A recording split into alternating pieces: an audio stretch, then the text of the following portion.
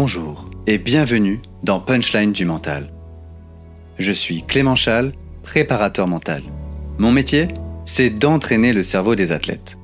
Aujourd'hui, on va parler d'un réflexe que tu as probablement eu des centaines de fois. Et je vais t'expliquer pourquoi ce réflexe, aussi logique qu'il paraisse, travaille contre toi. Mais surtout, je vais te donner un outil concret que tu peux utiliser dès ta prochaine compétition. Pas une technique abstraite, un protocole en 5 questions qu'on va faire ensemble à la fin de cet épisode. Donc reste jusqu'au bout.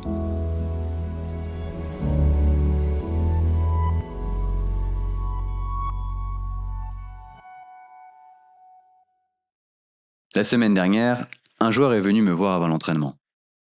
Il m'a dit qu'il n'arrivait plus en compétition sans se sentir paralysé. Cœur qui s'emballe, main moite, impression de perdre le contrôle. Alors, il essayait de se calmer. Il respirait fort, il se répétait que tout allait bien. Et ça ne marchait pas vraiment. Je lui ai posé une question.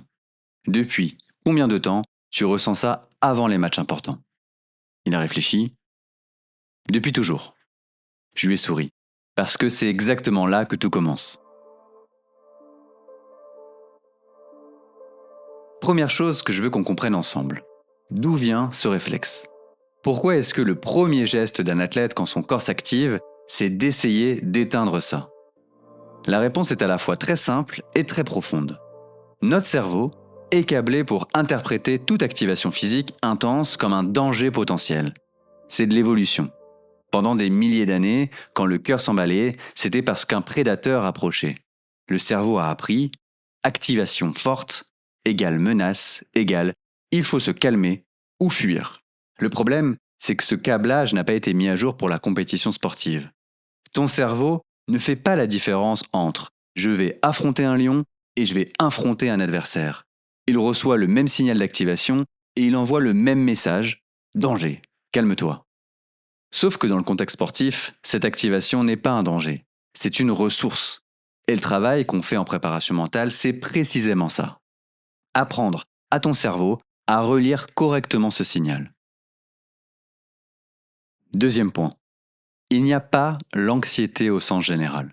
Il y a deux composantes distinctes qui demandent deux réponses différentes. Première composante, l'anxiété somatique.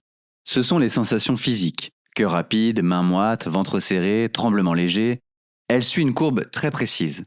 Elle monte dans les heures qui précèdent la compétition, atteint un pic juste avant, puis chute, presque immédiatement dès le coup d'envoi. Si tu as déjà remarqué que tu te sens mieux dès que ça commence, c'est ça. Cette composante-là est biologiquement neutre, elle ne prédit pas ta performance. Ce qui la rend problématique, c'est uniquement la lecture que tu en fais. Deuxième composante, l'anxiété cognitive. Ce sont les pensées qui tournent. Et si je rate? Je ne suis pas assez prêt. Ils attendent trop de moi. Elle ne suit pas la même courbe. Elle peut rester présente pendant longtemps, même après le coup d'envoi. Et c'est elle, quand elle est mal gérée, qui monopolise les ressources attentionnelles dont tu as besoin pour performer. La confusion que font la plupart des athlètes, traiter les deux avec la même technique. Respirer fort pour calmer les pensées, se répéter tout va bien pour calmer le corps. Ça ne marche pas, parce que les deux ne fonctionnent pas de la même façon. Pour l'anxiété somatique, tu n'as pas à l'éteindre, tu as à la relire. Pour l'anxiété cognitive, tu n'as pas à la nier, tu as à la rediriger. Troisième point. Et c'est celui qui fait la différence entre une technique qui marche et une qui sonne faux. Quand je dis « dis-toi, je suis prêt », ce n'est pas de la pensée positive. La pensée positive, c'est dire quelque chose que tu ne crois pas vraiment pour te convaincre. Le problème, c'est que ton cerveau n'est pas dupe. Si tu n'es pas convaincu, la phrase ne sert à rien. Ce que la recherche montre, c'est que le reframing efficace doit être ancré dans quelque chose de réel. Pas « je vais gagner » si t'en sais rien, pas « je suis le meilleur » si tu doutais hier encore, mais « mon corps se prépare ». C'est factuel, tu peux y croire. J'ai fait le travail, si tu l'as fait, c'est vrai. Je connais cette situation, si tu l'as déjà vécue, tu peux t'appuyer dessus. La phrase d'ancrage, ça se construit. Ce n'est pas une formule générique. C'est quelque chose de spécifique à toi, à ton histoire, à ce que tu peux affirmer avec conviction. Et ça, c'est exactement ce qu'on va faire maintenant, ensemble. Je vais te guider à travers 5 questions. Si tu es en train d'écouter ça pendant une séance de récupération ou un trajet, prends une feuille ou ton téléphone. Si tu écoutes avant une compétition, c'est encore mieux, fais-le maintenant. On va prendre 3-4 minutes ensemble. Question 1. Qu'est-ce que ton corps te dit en ce moment? Nomme les sensations, sans les juger. Cœur rapide, mains légèrement moites, ventre qui serre. Nomme-les comme si tu faisais un inventaire, froid et factuel.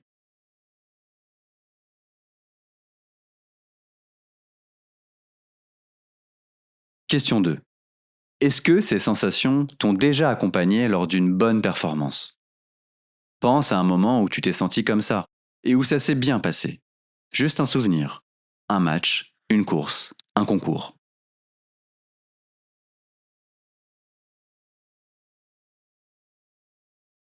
Si la réponse est oui, et elle l'est presque toujours, alors ces sensations ne sont pas un signal d'alarme. Elles font partie de ton meilleur. Question 3. Qu'est-ce que ce signal veut dire sur ton niveau de préparation? Reformule mentalement. Mon corps est en train de se préparer pour. Complète la phrase. Laisse-toi dire quelque chose de vrai.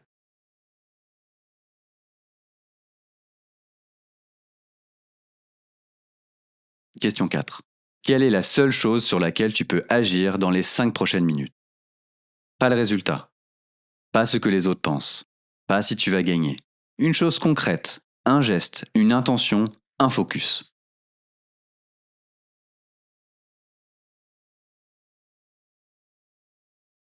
Question 5. Quelle est ta phrase du jour? Une affirmation courte, quelque chose de vrai pour toi, que tu peux dire et y croire. Pas je vais gagner. Quelque chose de plus proche. Je suis prêt, je connais ce travail, je fais confiance à ce que j'ai préparé. Trouve la tienne.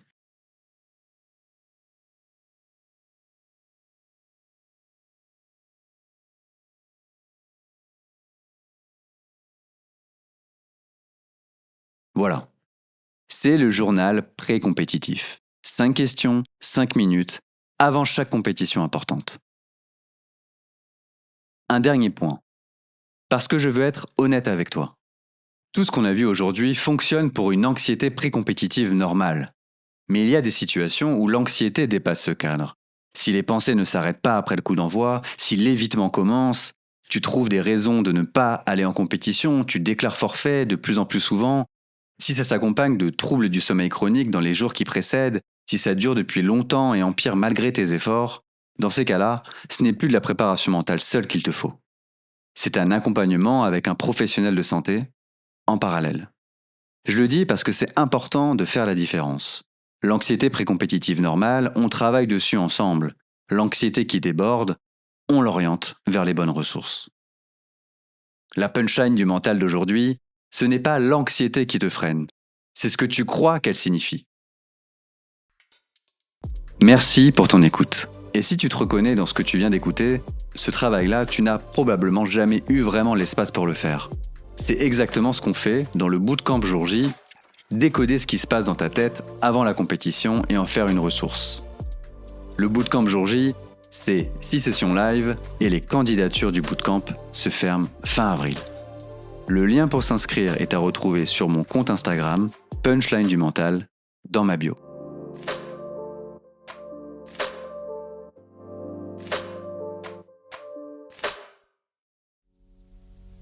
Si cet épisode t'a plu, la meilleure façon de soutenir ce podcast, c'est de t'abonner. C'est gratuit et c'est ce qui m'aide le plus à le faire connaître.